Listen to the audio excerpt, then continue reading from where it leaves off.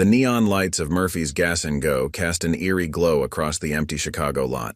That night, a group of Mafia enforcers would learn why you never threaten a Delta Force veteran. The night air hung heavy at Murphy's Gas and Go on the outskirts of Chicago. James Iron Carter stood at Pump 7, scarred hands steady on the fuel nozzle. 30 years in Delta Force had taught him to trust his instincts, and right now, something felt wrong. The station was too quiet for a Friday night. Even Chicago's usual traffic seems muted. Iron watched 3 black Cadillacs glide into the lot like sharks circling prey. His mind automatically counted 8, maybe 10 occupants through the tinted windows. Years of combat experience had taught him to notice details others might miss, the way the vehicles moved in formation, the subtle bulges of concealed weapons under expensive suits. For most people, this would be cause for panic. But Iron had survived worse, much worse. Behind his weathered face lay memories of missions that would never make the history books, operations in places where darkness held more than just shadows. He'd learned long ago that trouble had a way of finding men like him, men who carried the weight of their service in their eyes. The fluorescent lights cast strange shadows across cracked concrete. Iron had seen nights like this before, in places much darker than Chicago. Nights where the air itself seemed to hold its breath, waiting for violence to shatter the silence. He continued filling his tank, movements calm and measured, but his mind was already mapping angles, calculating distances, identifying cover. Old habits die hard, especially ones that kept you alive. Through the grimy windows of the convenience store, he could see Tommy, the night clerk, a kid barely out of high school, absorbed in his phone. Poor kid had no idea what kind of storm was about to break. Iron had seen that look before, on young soldiers' faces moments before all hell broke loose. The first Cadillac pulled up close, blocking the exit. The second positioned itself near the store entrance. The third stopped directly behind Iron's weathered Ford pickup. Classic tactical containment. These weren't ordinary thugs. The engines died simultaneously, leaving only the soft hum of the gas pump and the distant wail of a siren somewhere in the city. Iron's mind flashed back to his last mission. The same kind of silence had preceded an ambush that cost him 3 good men. He pushed the memory aside. Focus on the present. Assess. Adapt. Overcome. The pump clicked, signaling a full tank. Iron replaced the nozzle with deliberate slowness, his movements betraying nothing of the calculations running through his mind. 20 feet to the store entrance, 30 to his truck's cab where his phone lay. The weight of his Glock 19 pressed reassuringly against his lower back, concealed under his worn leather jacket. A last resort he hoped he wouldn't need. The car doors opened in unison. Men in expensive suits stepped out, their movements coordinated, practiced. Their leader emerged from the first Cadillac, tall, broad-shouldered, with a face that spoke of violence. A nasty scar ran from his left temple to his jaw, pulling his mouth into a permanent sneer. Iron could feel their eyes on him, sizing him up, seeing only an aging man in worn jeans and a faded military jacket. They had no idea they were looking at a man who had spent 3 decades in the world's most elite fighting force, a man who had turned down a cushy Pentagon job because he couldn't leave the field, a man who had trained hundreds of operators in the art of close-quarter combat. The night was about to get interesting. The leader moved forward, expensive Italian leather shoes clicking against concrete. Iron cataloged every detail, the slight limp in his left leg, the bulge of a shoulder holster under his tailored suit, the way his right hand stayed close to his chest. 8 men fanned out behind him in practiced formation. 3 by the vehicles, 2 moving toward the store entrance, 3 flanking their boss. "Nice night for a drive," the scarred man said, Chicago accent thick with menace. A diamond ring flashed on his hand as he gestured around the empty lot. "But you picked the wrong station, old-timer. Murphy's isn't exactly friendly to strangers anymore." Iron kept his expression neutral, but his mind was racing through scenarios. The 2 men by the store had Tommy trapped inside. The kid had finally noticed something was wrong, his young face pressed against the glass. The 3 by the cars were positioned to block escape routes. Professional setup. "Plenty of stations in Chicago," Iron replied calmly. "This one works fine for me. The leader's smile didn't reach his eyes. His face bore a distinctive scar from temple to jaw, the kind you don't get from a bar fight. This is Castellano territory. We own everything from 43rd to the river, including this humble establishment. He gestured broadly, gold watch glinting under fluorescent lights. My name's Vincent. My friends call me Vinny. You won't be calling me anything because you'll be leaving. Now, Iron had seen his type before, the kind of man who confused brutality with strength. He'd encountered them in every corner of the world, from Kandahar bazaars to Panama back alleys. They all shared the same fatal flaw: overconfidence. Just getting gas, Iron said, voice level. No need for theatrics. Vincent's face darkened. The professional facade cracked, revealing something uglier underneath. Theatrics? You think this is a show?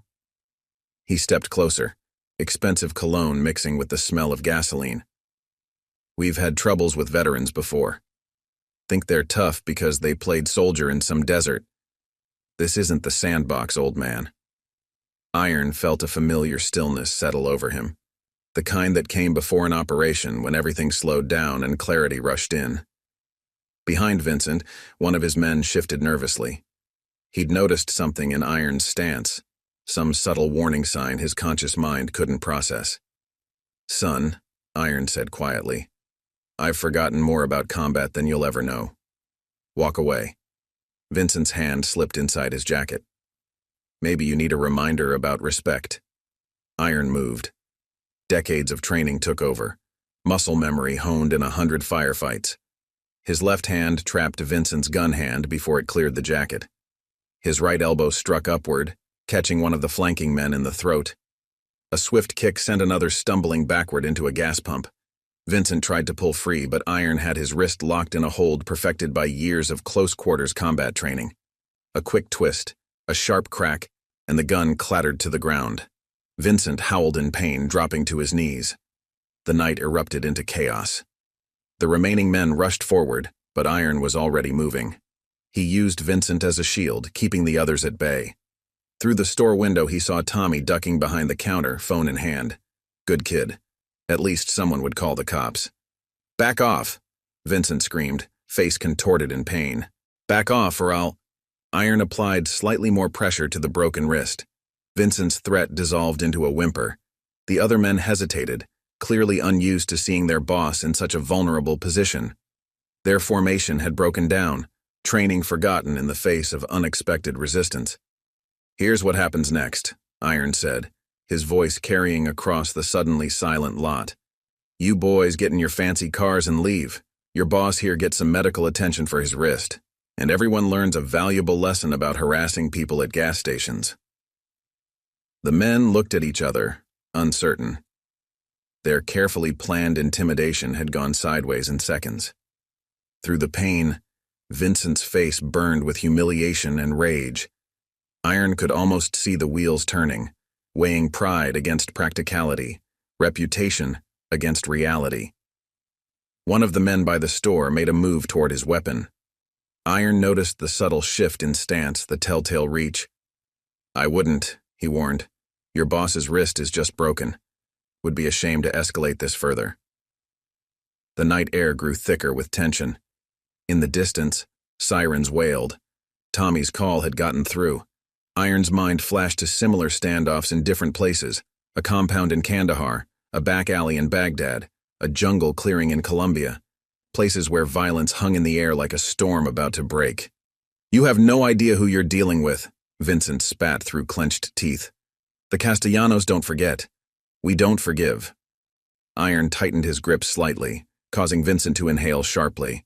And you have no idea who I am. 30 years in Delta Force teaches you things. Things about pain, about leverage, about how fragile the human body really is. His voice remained calm, almost conversational. Your wrist has 3 more points I could break, each more painful than the last. Shall we explore them? The remaining men exchanged glances. Their carefully orchestrated show of force had crumbled in seconds, leaving them with a choice: escalate and risk everything, or swallow their pride and retreat. The sirens grew louder. Iron maintained his hold on Vincent as sirens pierced the night air.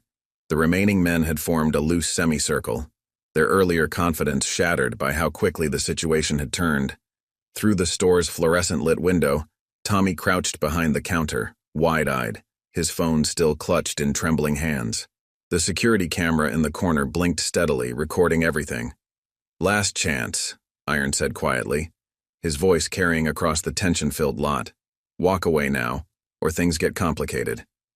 He could feel Vincent's pulse racing through the pressure point he was controlling. The man's expensive suit was now stained with sweat and gasoline. A new voice cut through the night. "Or they get really complicated."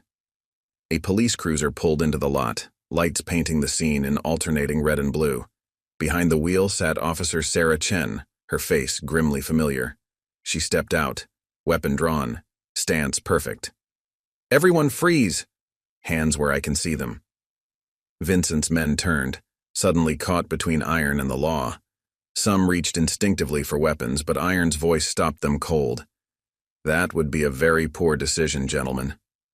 His grip on Vincent's wrist tightened imperceptibly, drawing a sharp intake of breath from the mob enforcer. Chen's eyes swept the scene professionally, taking in the broken wrist, the scattered guns, the obvious tension. Her expression hardened as she recognized the players. Well, well. The Castellanos, slumming it at a gas station. Her radio crackled with static. 3 more units incoming. Dispatch, be advised, we have multiple armed suspects. Iron knew Chen from his weekly coffee stops at Mario's Diner, where she moonlighted as security. They'd swapped stories about service, her 3 tours in Afghanistan, his classified ops that he could never fully discuss. She understood what she was seeing, knew what kind of man could handle multiple armed opponents with such clinical efficiency. "Officer," Vincent started, his voice strained and higher than before. "This man attacked—" "Save it, Vinny," Chen cut him off sharply. "Security cameras don't lie. I've been watching the feed on my patrol monitor for the last 5 minutes. You boys picked the wrong veteran to hassle." Her finger stayed steady on her weapon's trigger guard. "Though I'm curious why the Castellanos are doing their own dirty work tonight. Don Castellano usually sends smarter men." More cruisers pulled in, their combined lights turning night into day. They positioned themselves strategically, surrounding the black Cadillacs. Officers emerged with weapons ready, taking control of the scene with practiced precision. Iron released Vincent, stepping back smoothly as uniforms swarmed forward. "You okay, Colonel?" Chen asked, using his old rank. Her eyes never left the suspects being secured. The title sparked immediate recognition in Vincent's eyes. His face, already pale from pain, went ghostly white. "Colonel? Colonel Carter? Delta Force?" The name clearly meant something to him, something that inspired real fear. Iron's expression remained neutral, but something dangerous flickered in his eyes. "That's classified." His voice was quiet, but it carried weight. The kind of weight that came from decades of operating in shadows. Vincent swore softly in Italian, genuine terror replacing the night's earlier bravado. "The ghost of Kandahar? The one who—" He trailed off, swallowing hard. "Like I said," Iron's voice was steel. "Classified." Chen raised an eyebrow as her colleagues secured the scene. "Want to press charges, Colonel? We've got enough here for assault with deadly weapons, criminal conspiracy, attempted intimidation." Iron considered the scene carefully. Tommy had emerged from the store, giving his statement to another officer. The kid looked shaken but unharmed, his quick-stop uniform rumpled but clean. Vincent's men were being methodically patted down, their arsenal of weapons collected and tagged as evidence. The night's potential for violence had been contained, transformed into paperwork and procedure. No charges, Iron decided after a moment. But Officer Chen, you might want to run the serial numbers on those guns and check the Cadillac's registration. Something tells me our friends aren't exactly operating within legal parameters. Vincent straightened his Italian silk tie, trying to mask his physical intimidation of Iron's unwavering calm.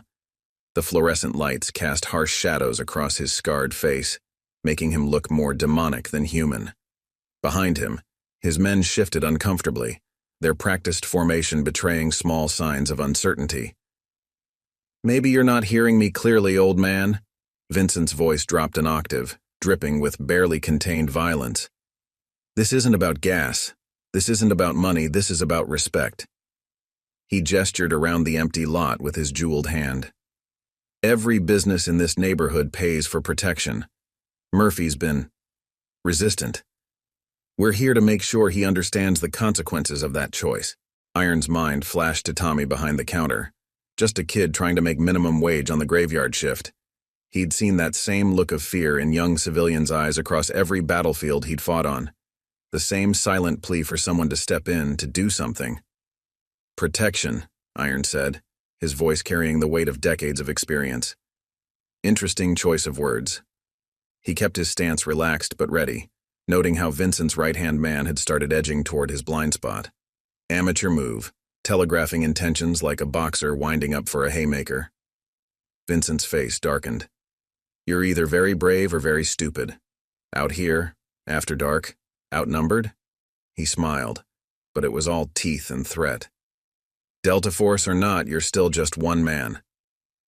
Iron had heard similar words in 100 different languages, in places where the rules of civilization wore thin. He'd learned long ago that men like Vincent mistook ruthlessness for strength, confusion, fear with respect. "One man," Iron agreed quietly, "but you might want to count again."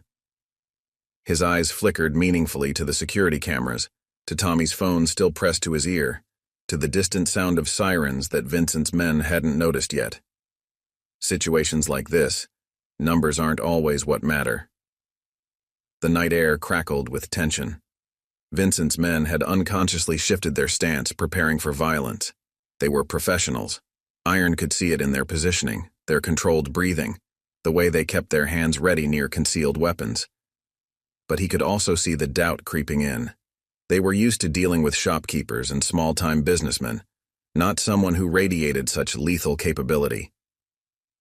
"Last chance," Vincent said, but there was a new note in his voice, uncertainty masked by bravado. "Walk away. Forget what you saw here. Consider it a professional courtesy from the Castellano family." Iron felt a familiar calm settle over him, the kind that came before action.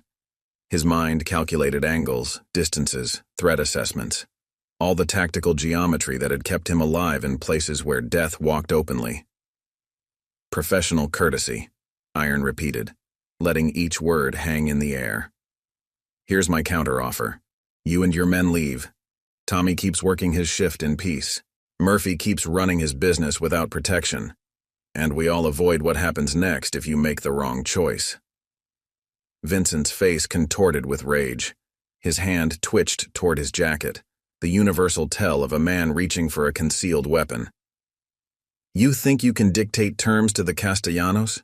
Do you know what we do to people who—" "Yes," Iron cut him off, his voice suddenly hard as battlefield steel. "I know exactly what you do. Just like I know your left-hand shooter is favoring his right leg. Old injury, probably a bad knee. Your point man by the store has his holster strapped too high. He'll be slow on the draw. And you." His eyes locked onto Vincent's. "You've got to tell when you're about to go for your gun. Same one that got your brother killed in that basement in Cicero last year." The color drained from Vincent's face. That information wasn't supposed to be public. It was a closely guarded family secret. His brother's death had been officially ruled a heart attack, the body found in his bed, not in a basement during a botched collection.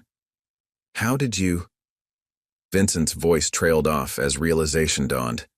The rumors about Delta Force's involvement in organized crime investigations, the whispers about a ghost who moved between military and civilian operations.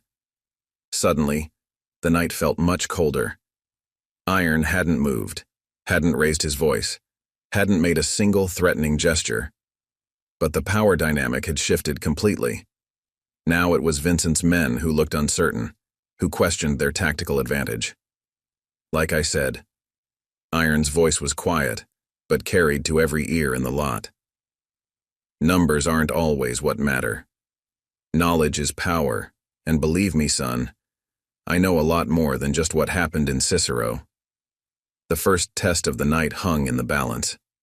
Violence trembled on the edge of breaking loose, held back by a thread of uncertainty. Iron could feel Tommy's terrified gaze from the store, could hear the distant sirens growing closer, could sense the crucial moment approaching when Vincent would have to decide, back down and lose face or escalate and risk everything. The night held its breath, waiting to see which path the darkness would take. Vincent's hand trembled slightly as he processed Iron's words about his brother and Cicero. The parking lot's fluorescent lights cast harsh shadows across his face, making the scar look like a jagged crack in porcelain. His men exchanged nervous glances, their earlier bravado evaporating like morning dew under a harsh sun. "You're bluffing," Vincent said, but his voice lacked conviction. "Nobody knew about Ty." He caught himself, realizing too late that he'd confirmed Iron's knowledge. Nobody was there. "Second floor behind Angelo's Pizzeria," Iron replied calmly, his voice carrying just enough details to twist the knife. "Your brother got greedy. Started skimming from collections. Don Castellano found out." He paused, letting the implications sink in. The heart attack story was clever.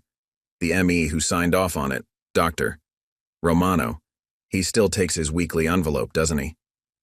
The night air grew thick with tension.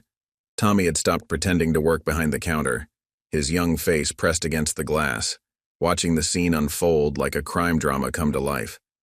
One of Vincent's men, the one with the knee injury, took a half-step backward, survival instincts warring with loyalty. "Shut up," Vincent snarled, his composure cracking. "Shut up!" His hand shot inside his jacket, grabbing for his shoulder holster. The movement was telegraphed, amateur, the kind of motion Iron had seen 1,000 times in 100 different conflicts. Iron didn't flinch. "Think carefully about your next move, son. That weapon you're reaching for, Spanish-made Starfire Star, modified trigger, illegal import through the port of Chicago." His eyes never left Vincent's face. "Serial number filed off, but not well enough. The same gun used in 3 unsolved shootings on the south side." The other men froze. That kind of specific information wasn't supposed to be known outside the family's inner circle. Their practiced formation began to crumble as uncertainty crept in. The one by the store entrance kept glancing at his watch, perhaps wondering if this night would be his last with clean hands. "Who are you?" Vincent's voice had lost its edge of command, replaced by something closer to fear. "Really?"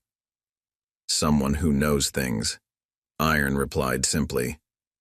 "Things about the family's operations in Cicero, about Don Castellano's meetings with the commissioner, about the shipments coming through Murphy's old warehouse by the river."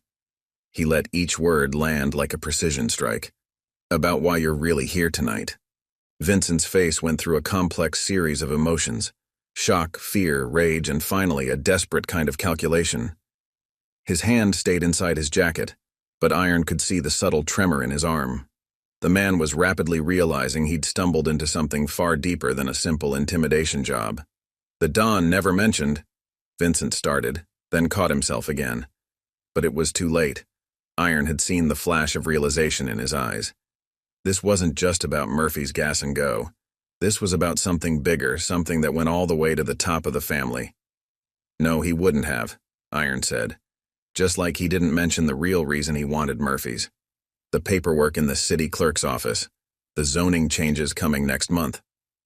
He took a measured step forward. The development plans. Thunder rolled in the distance, as if nature itself was providing soundtrack to the mounting tension. Vincent's men had unconsciously widened their circle, creating distance between themselves and their boss. They could sense the shifting winds, the way power was bleeding out of their carefully planned operation. "You're in over your head, Vincent," Iron continued, his voice carrying the weight of absolute certainty. "But there's still time to make the right choice. Walk away. Tell the Don that Murphy's is off limits. Go back to your normal collections, your protection rackets, your small-time operations." He paused meaningfully. "Or we can explore how much I really know about the family's business." The tension in the air was practically visible now, like heat waves rising from sun-baked asphalt. Vincent's face had gone from pale to ashen, his expensive suit suddenly seeming to hang loose on his frame. The swagger and threat from earlier had evaporated, replaced by the desperate calculations of a man who realized he was standing on quicksand. "The Don will—" Vincent started, but Iron cut him off. "The Don will what? Add me to his list? Like the 3 witnesses who disappeared last month? Like Officer Martinez who accidentally drove into the river?" Iron's voice remained steady, but there was steel beneath the calm. "You really want to explain to Don Castellano how you managed to attract this kind of attention to a simple gas station operation?" The distant thunder grew closer, promising a storm. But the real tempest was brewing in Vincent's eyes as he realized just how badly he'd miscalculated. He was caught between impossible choices: back down and lose face, or escalate and risk exposing operations that went far beyond his pay grade. The night held its breath, waiting to see which way the pendulum would swing. Violence still hung in the air like a loaded gun, but now it was tempered by fear. Not of Iron's physical capabilities, but of the secrets he seemed to know, the shadows he'd walked through, the power he wielded without raising a hand. And still, the gas station's neon lights buzzed overhead, casting their harsh judgment on a scene that had transformed from simple intimidation into something far more dangerous. The moment when men realized they're pawns in a game much bigger than they imagined. Thunder cracked overhead, closer now, as Vincent made his decision.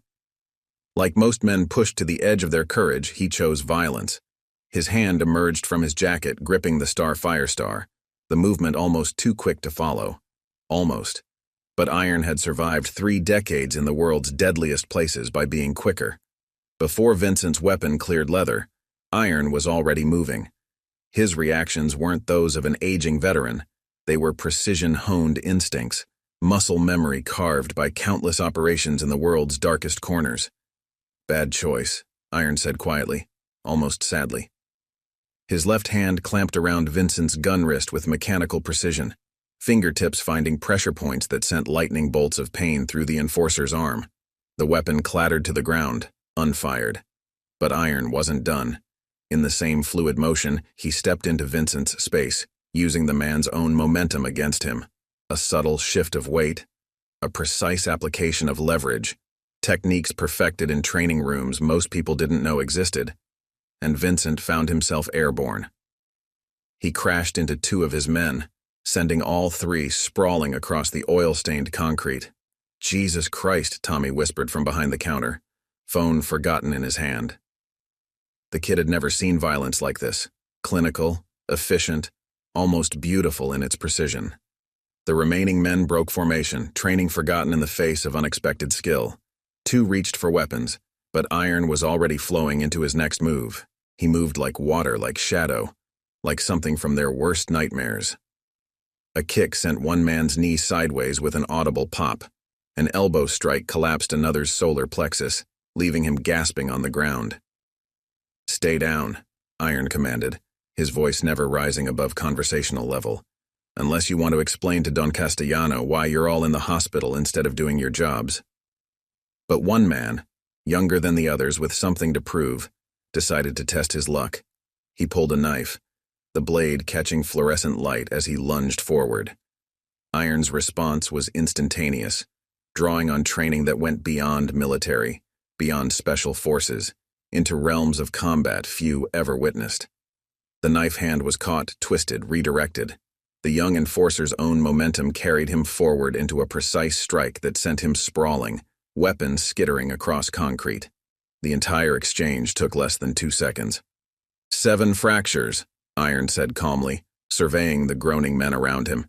3 dislocations, 1 torn ACL. His voice carried the precise knowledge of someone intimately familiar with the human body's breaking points. All clean, all recoverable. Consider it a professional courtesy. Vincent struggled to his knees, his expensive suit now stained with oil and blood from a split lip. His eyes held something new, not just fear but recognition. "The ghost," he whispered. "The one they talk about in Afghanistan. The shadow operative." Iron's expression didn't change, but something dark flickered behind his eyes. "Careful, Vincent. Some stories aren't meant to be told. The night air crackled with tension and unspoken threats. Tommy had finally found his voice again. Should I call an ambulance? Not yet, Iron replied, his attention still focused on Vincent and his men. These gentlemen were just leaving, weren't you? Vincent nodded frantically, his earlier bravado completely evaporated. He gestured to his men, who began helping each other up, nursing various injuries. The young one with the knife had to be supported between two others, his face pale with pain and shock.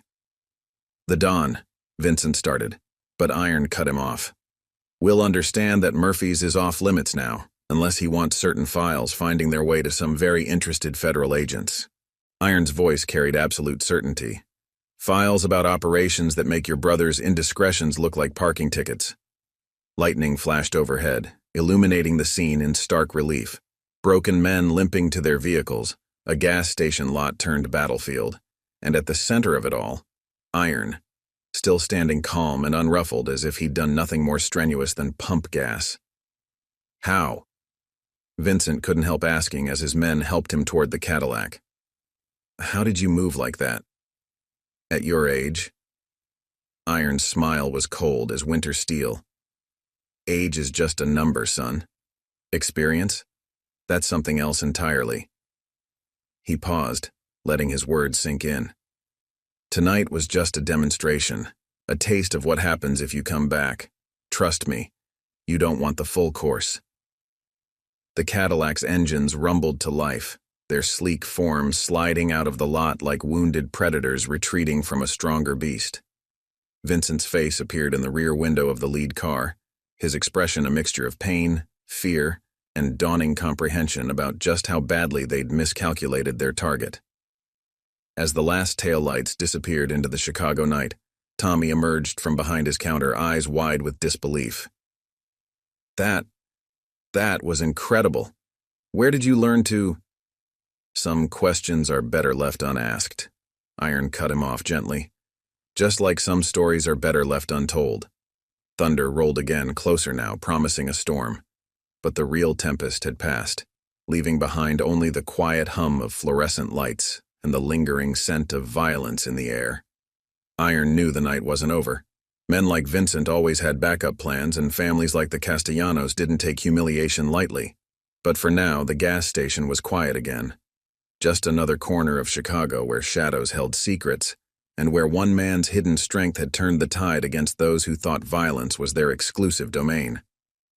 The storm finally broke over Chicago, rain drumming against the gas station's metal awning. Iron watched the last red taillights of the Cadillacs disappear into the darkness, knowing this moment of peace was temporary. In his experience, men like Vincent always came back. Wounded pride was more dangerous than any weapon. His phone buzzed in his pocket. The caller ID showed a number he hadn't seen in years, one that belonged to a secure line few people had access to. Iron's jaw tightened as he answered, keeping his voice low. Carter. You've stirred up quite a hornet's nest, old friend. The voice belonged to Director Matthews of the FBI's Organized Crime Division. Our surveillance picked up some interesting chatter. The Castellanos are making calls, big ones. Iron's mind raced through implications. If Matthews was calling, this went beyond a simple gas station shakedown. How high up? All the way to the top. Don Castellano himself is involved. Turns out Murphy's Gas and Go isn't just a random target. It's sitting on something big. Matthews paused. We've been building a RICO case against the family for months. Your little intervention tonight just pushed up our timeline. Tommy was still watching from the store, his young face a mixture of awe and concern. Iron turned away, lowering his voice further. What's my play here? That's the decision you need to make, James. Matthews used his real name, a sign of how serious the situation had become. We can bring you in, put you in protective custody. Orient. Or you can help us finish this. The Castellanos will send more men, better ones this time, real professionals. They'll come hard, and they'll come soon. Matthew's voice carried the weight of authority. We need someone on the inside when they do, someone who can handle himself. Rain pelted the concrete, washing away traces of the earlier confrontation. Iron felt the familiar tug of duty pulling at him. He'd left that life behind, or thought he had, but some battles chose their warriors. "What's really at Murphy's?" Iron asked, though he was already piecing it together. "What's worth bringing out Don Castellano himself?" "Evidence," Matthews replied. "Enough to take down half the corrupt officials in Chicago. Murphy wasn't just running a gas station. He was gathering insurance, recordings, documents, proof of every dirty deal made in this neighborhood for the past decade." The pieces clicked into place. Murphy's resistance to the protection racket, the family's sudden interest in a small gas station, the urgency in Vincent's actions. "Where's Murphy now?" "Witness protection. But he left everything here, hidden somewhere in that station. The Castellanos know it exists, but not where." Matthews paused. "That's why they need control of the property. They're planning to demolish it, claim it's for development. They'll tear it apart brick by brick if they have to." Iron looked at Tommy through the store window. The kid was trying to act casual, restocking shelves while stealing glances at the parking lot. He was innocent in all this, just like Murphy's other employees had been. "How long do we have?" "Hours, maybe less. Our surveillance picked up movement at the family compound. They're mobilizing something big." Matthew's tone grew urgent. "We can have an extraction team there in 20 minutes. Get you somewhere safe until this blows over." Iron watched another car pull into the lot, just a regular customer getting gas, but his combat instincts were already cataloging angles, approaches, potential cover. Old habits die hard. "And if I stay?" "Then you're our ace in the hole.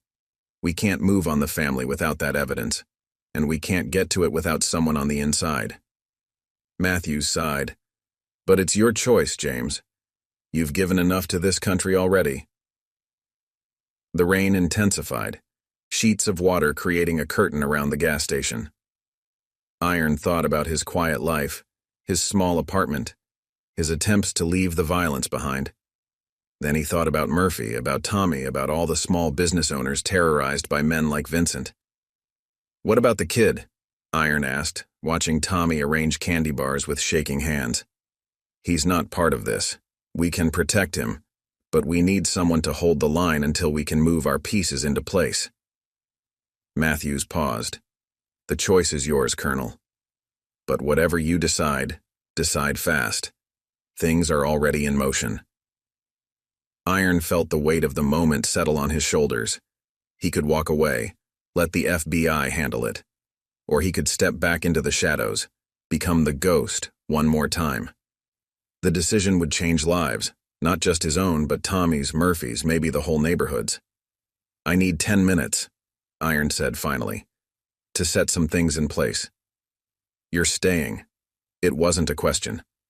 "Someone has to." Iron's voice carried the certainty of a man who'd made harder choices in darker places. "But I do this my way. No interference, no backup unless I call for it." "Understood." Matthews's relief was audible. "Watch your six, James. These aren't street thugs you'll be dealing with next." "They never are," Iron replied, ending the call. The rain continued to fall as Iron walked toward the store. He could feel the wheels of fate turning, the machinery of violence grinding into motion across Chicago. Soon, the night would erupt into something bigger than a simple shakedown. Tommy looked up as he entered, trying to hide his nervousness behind a professional smile. The kid had no idea he was standing in the middle of a war zone. Iron had made his decision. Now he just had to survive it. The storm raged over Chicago as Iron methodically prepared the gas station for what was coming. He'd sent Tommy to the back office with strict instructions to lock the door and call only one number, Officer Chen's direct line, if things went sideways. "But what's really going on?" Tommy had asked, his young face etched with worry. "Those guys, they're coming back, aren't they?" "Son," Iron had replied, "sometimes the less you know, the safer you are. Just remember, whatever you hear, whatever happens, stay in that office." Now, as midnight approached, Iron moved with practiced efficiency. His military training took over, treating the gas station like a forward operating base. He knew they'd come in force this time. No more street thugs and local muscle. The Dawn would send professionals. The station's security cameras picked them up first. 3 black SUVs, military grade, approaching from different directions. No flashy Cadillacs this time. These were serious operators, the kind who did the family's real wet work. Iron's phone buzzed. Matthews. "They're here," the FBI director said without preamble. Castellano sent his elite team, ex-military, former special forces. "These guys aren't street thugs, James. They're like me," Iron finished quietly. "How many?" 12, led by Marcus Romano. You know him? Iron's jaw tightened. Everyone in certain circles knew Romano, former Delta Force who'd gone private sector, then disappeared into the criminal underworld. He'd been on Iron's team once years ago in Afghanistan. "Yeah," Iron replied. "I know him." He ended the call, checking his watch. 3 minutes until they'd make their move. The rain hammered against the station's roof as Iron positioned himself. He'd modified the environment to his advantage. Certain lights disabled, creating shadows where he needed them. The store's glass windows were a vulnerability, but also an opportunity.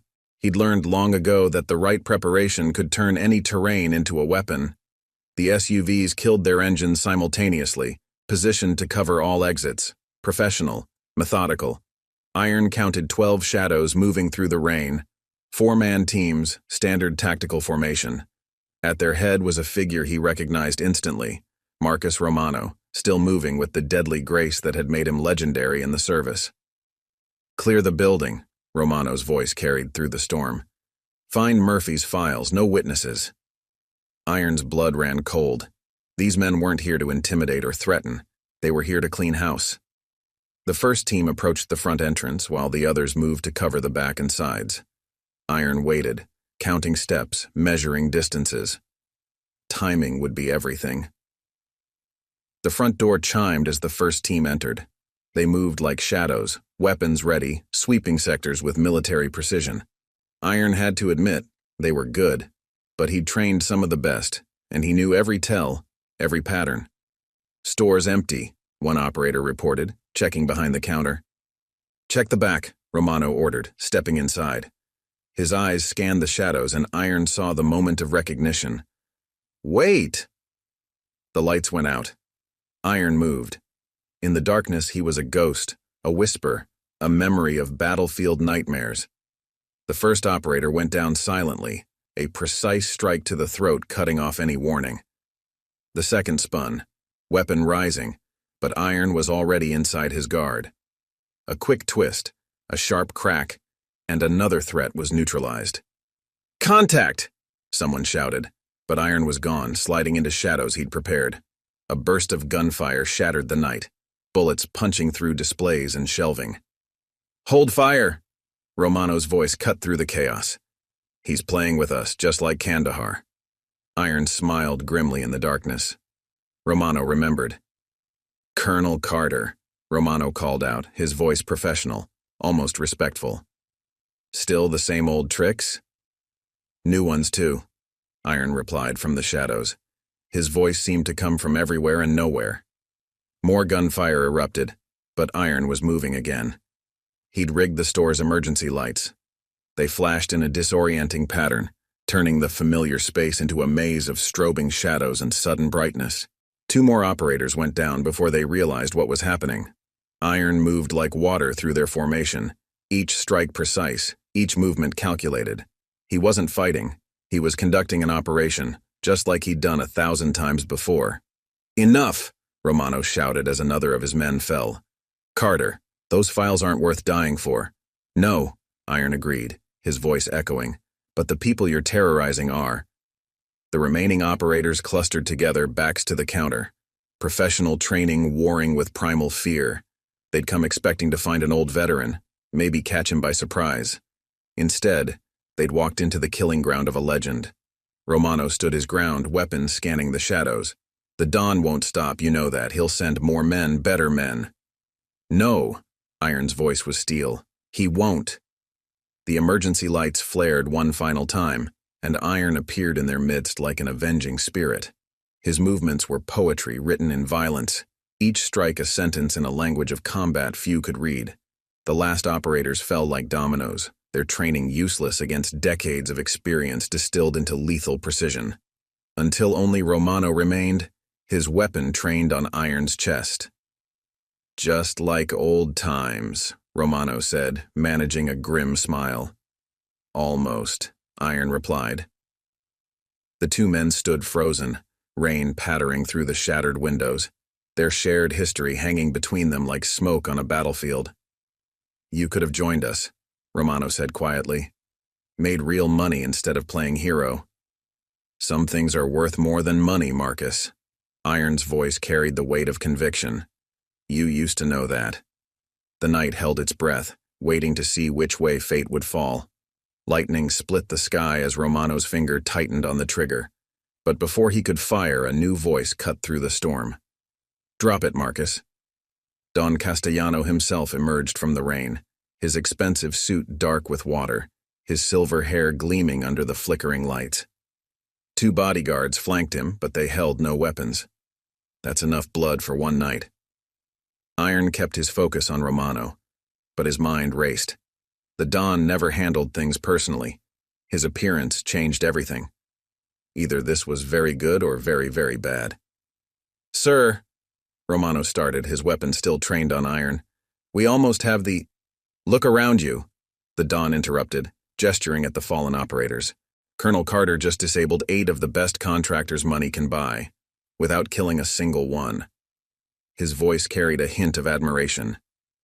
"If he wanted us dead, we'd be dead." The gas station had become a tableau of unconscious bodies and scattered tactical gear. Through the broken windows, Iron could see police lights in the distance, held back by invisible orders. This was bigger than a local precinct now. "You know why I'm here, Colonel?" The Don stepped forward, his Italian leather shoes crunching on broken glass. "Because 25 years ago, in a basement in Bosnia, you made a choice." Iron's blood ran cold. That operation was beyond classified, a ghost mission that officially never happened. A mission that had changed the course of lives and nations. "You saved my son," Don Castellano continued, his voice softening with memory. "When everyone else wanted to write him off as collateral damage, you went back. Against orders. Against reason." He smiled sadly. "Michael never knew who pulled him out of that hell. Never knew why a Delta operator would risk everything for a civilian caught in the wrong place." Romano's weapon wavered slightly. Even he hadn't known this piece of history. "Your son," Iron said carefully, "was just a kid caught in a war he didn't understand. And now here we are." The Don spread his hands. "The man who saved my blood, standing in my way again. Fate has a sense of humor, no?" Thunder rolled overhead as the pieces clicked into place. "Murphy wasn't just collecting evidence," Iron said, understanding dawning. "He was working for you." Don Castellano nodded. "Smart man, Murphy." "Too smart. Started gathering insurance against everyone, including me. Thought he could play both sides." His eyes hardened. But he forgot the first rule. Family is everything. "The files," Iron pressed, keeping Romano in his peripheral vision, "are exactly where they need to be." The Don reached into his jacket, causing Romano to tense, but he withdrew only an envelope. "Which brings us to now. To choices." Iron watched as the Don placed the envelope on a broken display case. Water dripped from the ceiling, pooling around their feet, mixing with spilled coffee and broken glass. "In that envelope is everything Murphy collected. Enough to bring down half of Chicago's power structure." The Don's voice was matter-of-fact. "Including my organization. Including your friend Director Matthews at the FBI." Iron's face betrayed nothing, but his mind raced. Matthews was dirty. It explained how the Castellanos always stayed one step ahead of law enforcement. "Why are you telling me this?" "Because 25 years ago you taught me something about honor, about doing what's right, even when it costs you everything." The Don's eyes were intense. "Murphy's dead." The revelation hit like a physical blow. Witness protection was compromised. Matthews made sure of that. The Don's voice carried genuine regret. "But Murphy left us both a gift, a choice." Romano finally lowered his weapon, sensing the shift in power. The night seemed to hold its breath as Don Castellano continued. Those files can destroy empires, both criminal and legitimate. They can expose corruption that goes all the way to the governor's mansion. Orient. He gestured at the envelope. They can disappear, along with any evidence of tonight's activities. Why offer me the choice? Iron asked, though part of him already knew. Because you're the only one I trust to make it. The Don smiled sadly. The only one who's proven that honor isn't just a word. Murphy knew it too. Why do you think he chose this gas station? He knew you came here, knew you'd be drawn into this eventually. The implications staggered Iron. Murphy had planned this, had set up this confrontation, this choice, knowing it would bring everything to a head. And if I choose to expose everything, then my organization falls. But so does Matthews. So do the corrupt judges, the bought politicians, the entire system that lets men like me operate. The Don's eyes were steady. Chaos follows. Power vacuums get filled. Sometimes what replaces the devil you know is worse. And if I let it disappear? Then nothing changes. The system stays broken but stable. And you live with that knowledge. The Don spread his hands. Like I said, a choice. Rain continued to fall through the broken windows as Iron stared at the envelope. In it lay the power to reshape Chicago's power structure, to expose decades of corruption. But the Don was right. Systems, even corrupt ones, kept worse forces at bay sometimes. Why really come yourself? Iron asked finally. You could have sent the envelope with anyone. Because debts matter, Colonel. Honor matters. The Don straightened his soaked suit jacket. And because my son deserves to know who saved him that day. If you choose to burn it all down, well, family should face that together. The night stretched taut with tension as Iron reached for the envelope, his decision crystallizing with the weight of history, honor, and the complicated nature of justice in an unjust world. The storm raged on, but its thunder couldn't match the gravity of the moment at hand. Iron held the envelope in scarred hands, feeling the weight of decades of corruption and secrets within its sealed confines.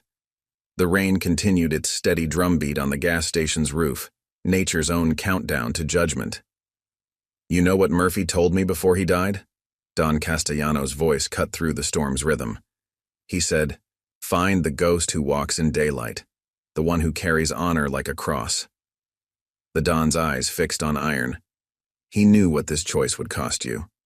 Iron thought of all the choices that had led him here. Bosnia, Afghanistan, 100 other places where right and wrong blurred in the shadows.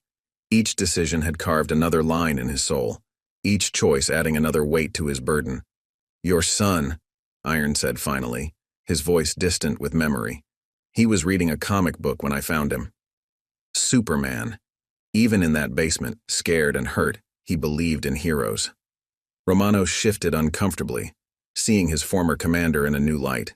The tactical genius who'd trained him was also the shadowy savior from his boss's stories. Michael never stopped believing, the Don replied softly. He's a judge now, fighting corruption from inside the system. A hint of pride crept into his voice. Ironic, isn't it? The son of a crime boss, devoted to justice. While his father builds an empire on broken laws, Iron observed, but there was no judgment in his tone. He'd seen too much of the world's complexity to deal in simple absolutes. We all have our parts to play, Colonel. The Don gestured at the envelope. The question is, what's yours? Iron opened the envelope slowly, scanning its contents. Everything was there. Photos, documents, recordings. Enough evidence to tear Chicago's power structure apart at the seams. His eyes caught familiar names, judges he'd respected, officials he'd trusted, even old military contacts.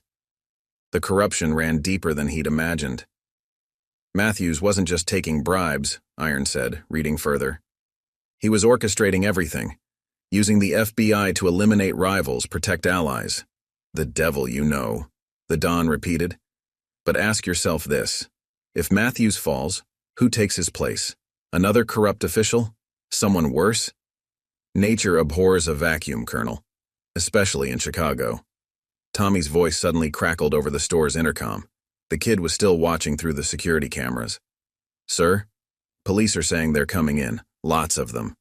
Iron checked his watch. "Decision time." "You were never just a soldier," the Don said quietly. "You were a guardian. Someone who understood that sometimes protecting people means making impossible choices." He paused. "Murphy knew that too. Why do you think he spent years gathering this information but never used it?" The truth hit Iron like a physical blow. Murphy hadn't been building a weapon, he'd been creating a shield. As long as everyone knew he had the evidence, a careful balance was maintained. No one could move too far, push too hard without risking exposure. He was maintaining order, Iron said, understanding dawning. His own way of protecting people. And now that responsibility falls to you. The Don's voice carried no pressure, just statement of fact. The question is, what kind of guardian will you be? Iron looked at the fallen operators, all disabled, but not killed. He thought of Vincent and his thugs, of Tommy behind the counter, of all the small business owners in the neighborhood. Sometimes protection meant standing in the light, fighting clear enemies. Sometimes it meant operating in shadows, maintaining a delicate balance that prevented worse evils from taking root. Your son, Iron said suddenly. Does he know what you really are? He knows enough, the Don replied. Knows that his father is both more and less than what the world sees. Just like you, Colonel. Through the broken windows, police lights painted the scene in alternating red and blue. Time was running out. Iron made his decision.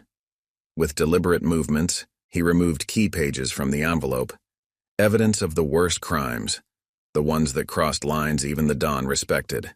The rest he handed back. A compromise, Iron said. Enough to keep the balance, but not enough to shatter it. The worst players fall, but the system stays stable. The Don nodded slowly, understanding. And Matthews gets what he deserves. Iron's voice was steel. Some lines can't be uncrossed. And my organization continues with limits. Iron's eyes met the Don's. Your son believes in justice. Honor that belief. Keep the worst elements in check. Be the devil we know, but be one with boundaries. A small smile crossed the Don's face. Still the guardian, making the hard choices. Someone has to. Romano finally spoke up. The police will want answers about tonight. They'll get a story about a failed robbery, the Don said. Nothing more. He turned to Iron. And you, Colonel. I'll be around. Iron's voice carried quiet certainty. Watching, guarding, like always.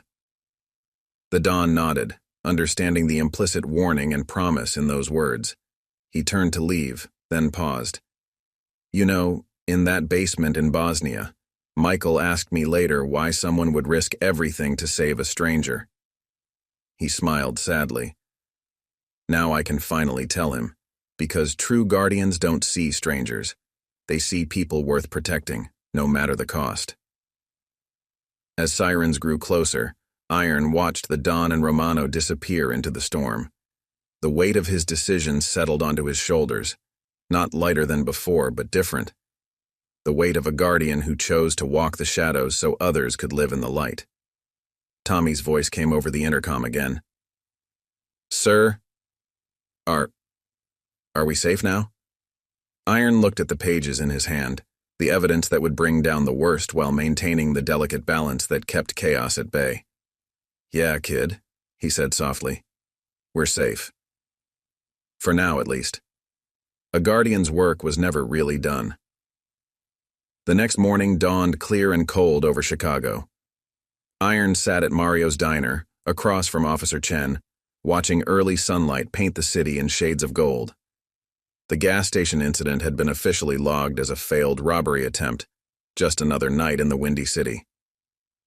You're not telling me everything, Chen said, stirring her coffee. Her cop's instincts were good. She knew there was more to the story than the official report suggested.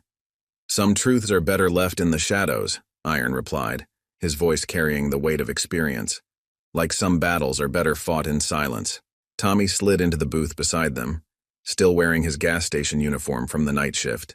The kid's eyes were tired but held a new kind of awareness, the look of someone who'd glimpsed the world behind the curtain. "I've been thinking about last night," Tommy said, fidgeting with a napkin. "About choices. About why you did what you did." Iron studied the young man carefully. In one night, Tommy had seen more of the real world than most people discover in a lifetime. How he processed that truth would define his path forward. "Sometimes," Iron began, choosing his words carefully, "the right thing and the good thing aren't the same. Sometimes being a guardian means making choices that don't fit in neat moral boxes." "Like letting some bad guys go to stop worse ones?" Tommy asked, showing surprising insight.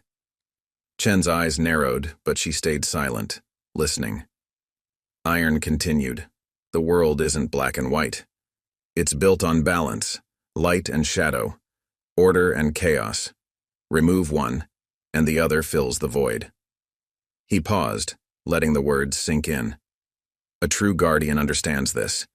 They stand in the gray, holding the line between extremes. "But how do you know?" Tommy pressed. "How do you know which choice is right?" Iron thought about the Don's son reading Superman comics in a Bosnian basement, about Murphy's years of gathering evidence not to destroy but to protect, about the pages he'd kept and the ones he'd returned. "You look at the impact," he said finally. "Not just the immediate effect, but the ripples, the consequences that spread out like waves in a pond." He met Tommy's eyes. "Sometimes the righteous choice creates more harm than good. Sometimes mercy does more good than justice." Chen set down her coffee cup with a decisive click. "Like letting certain criminal elements operate within bounds to prevent worse ones from taking over?" Iron smiled slightly. She'd pieced it together faster than he'd expected. "Hypothetically speaking, of course." "Of course," she echoed. But her eyes showed understanding. As a beat cop, she knew the delicate balance that kept neighborhoods stable. "So what happens now?" Tommy asked, his young face serious. "Now you make a choice," Iron replied. "You've seen behind the curtain, can't unsee it. But you can choose what to do with that knowledge. What are my options? You can pretend last night never happened, go back to your normal life, see only what's on the surface." Iron paused.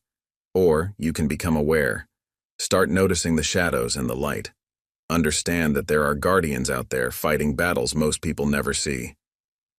"And maybe become one yourself," Chen added softly, surprising both of them. Iron nodded slowly. "Every guardian starts somewhere, with a choice, a moment when they decide to stand between the darkness and those who need protection." Tommy absorbed this, his fingers still working the napkin. "Is that how you started? With a choice?"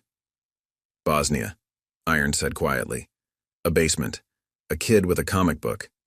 He smiled faintly. "Sometimes the smallest choices have the biggest ripples." "Like choosing to help a gas station clerk instead of walking away?" Tommy asked. "Exactly." Iron's voice carried approval. "The world needs all kinds of guardians. Some walk in daylight wearing badges." He nodded to Chen. "Some move in shadows, maintaining balances too delicate for the law to handle. And some," he looked at Tommy, "some just choose to be aware, to watch, to speak up when needed." The morning sun climbed higher, casting long shadows across the diner's worn tables. Outside, Chicago was waking up, its people going about their lives, unaware of the delicate balance being maintained by unseen guardians. "I want to understand more," Tommy said finally, "about being aware, about making the right choices." Iron exchanged glances with Chen. The kid had potential, the right mix of conscience and pragmatism. "Understanding starts with observation," Iron said. "Notice the patterns, the balances, the ways different forces interact." He gestured out the window. "This city lives on equilibrium. Push too hard one way or the other and things fall apart." "Like a house of cards?" Tommy suggested. "Like an ecosystem," Chen corrected. "Complex, interdependent, requiring maintenance and protection."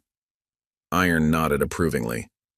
The first wisdom of a guardian is knowing that simple solutions usually cause complex problems. The second is understanding that sometimes the best action is no action at all. And the third? Tommy asked. Pielki. The third is remembering why we do it. Iron's voice softened. Not for power, not for glory, but because someone has to stand in the gray, making the hard choices so others can live in the light. The diner filled with the morning rush, people starting their days unaware of the night's events or the deeper truths being discussed in their midst. But in that booth, 3 people, a veteran, a cop, and a young man, shared an understanding that would shape their paths forward. The choice is yours, Iron concluded. But whatever you decide, remember, true guardians aren't made by circumstances.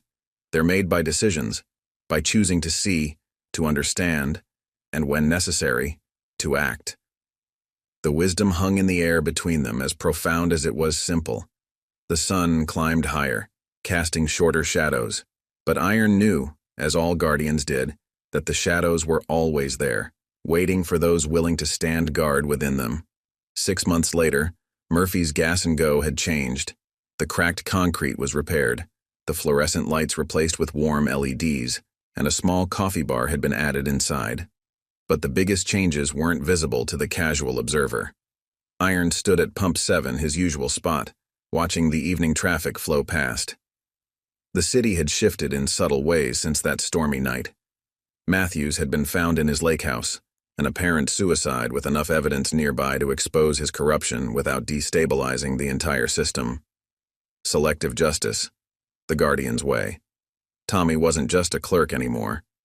Iron had watched the young man grow into his new awareness, handling the delicate balance of knowledge and responsibility with surprising grace. The kid had started a neighborhood watch program, creating a network of aware citizens who kept their eyes open without directly intervening. A different kind of guardian force. A black Cadillac pulled into the lot, but there was no tension this time. Vincent stepped out, his arm still in a light brace, his previous arrogance replaced with something closer to respect. He nodded to Iron before heading into the store. The protection racket had evolved into legitimate security contracts, another subtle change in the ecosystem of Chicago's underworld. "Evening, Colonel," Officer Chen said, pulling up in her patrol car. She wasn't just a beat cop anymore. Her promotion to detective had come through last month, aided by her growing reputation for understanding the delicate balance between law and order. "Detective," Iron acknowledged with a slight smile. "How's the new position?" "Different perspective from up here," she replied, understanding his deeper meaning. "Seeing more of the gray areas you talked about." Through the store window they could see Tommy chatting with Vincent, their interaction professional and measured. The gas station had become a neutral ground of sorts, a place where different elements of the city's ecosystem could coexist without conflict. "Don Castellano's son came by yesterday," Chen mentioned casually. "The judge. He's been making waves in the system. Good waves." Iron nodded. Some ripples took months to reach shore, but their impact was no less significant. The Don had kept his word, using his influence to check the worst excesses of Chicago's underworld. A devil they knew, operating within boundaries. "Do you ever regret it?" Chen asked quietly.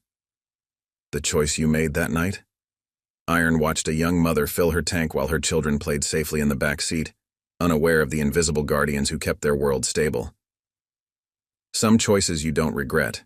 You just learn to live with their weight." A group of teenagers entered the store and Tommy greeted them by name. They were part of his youth mentoring program, another ripple effect of that night. Giving kids a chance to choose awareness over ignorance, understanding over fear. "You've started something here," Chen observed. "A different kind of protection." That is the end of the story. Thank you for listening to the whole story.